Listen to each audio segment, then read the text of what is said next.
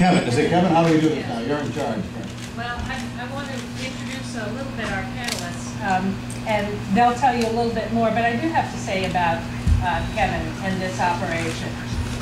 He exemplifies what happens in small business. You start out with one project, one thing, and you evolve, and he took an idea which was a small local business, and he made it a professional business that deals with national retailers, really from around the country, around the world.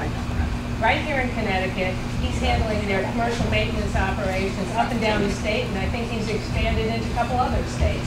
So we're very glad to have him and Chico Rodriguez, who is going to be here to talk about what has become a leadership passion, what has become what I call best practices, a way to show how small businesses really can talk about and lead this effort to get healthcare reform done.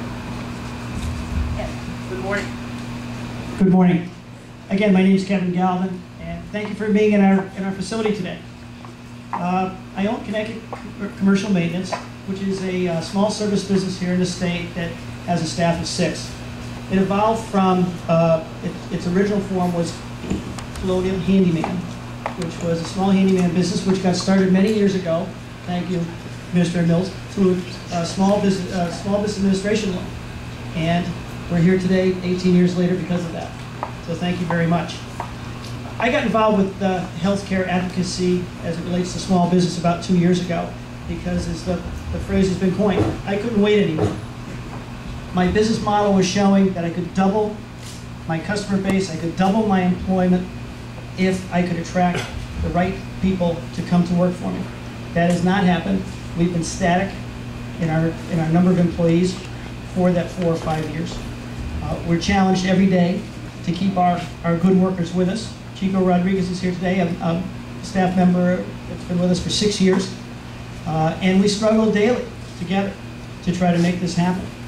A couple weeks ago, a member of Senator Dodd's staff called me and said, the senator would like to talk about you on the Senate floor. Do you have a story? And with small business, you don't have to go back too far for a story. That week before, of my staff of 7, which is now 6, a staff member of 2 years came to me and said he was regretting leaving my employ. He was moving on. I congratulated him. He said, no, congratulations are necessary. I'm going to a job with less hours, 30% cut in pay, to get health care benefits. The saddest story I ever heard. He loved his job here, but couldn't stay. A day later, a staff member of 24 years comes to me. He's insured through his wife's company. There was an announcement that their division was being closed, moving to another state. She need not apply. When her COBRA benefits are exhausted, they will be 2 people early in their 60s with pre-existing condition. Does anyone in this room want to be in their shoes in 12 months? I think not. Small business people live with these issues every day. Their employees are not workers, they're their family. Things that affect Chico in his personal life affect me at 9 o'clock in the morning, and we work through them every day. I'm no different. We need the help. I am just knocked out by the leadership of our state, who's worked so hard to elevate this discussion and allowed small business to the table to assist. And at the federal level, the feedback we've gotten and the engagement we've gotten with the federal level as small businesses is just unbelievable, which I'd like to thank you for. And I'd like to introduce Chico Rodriguez.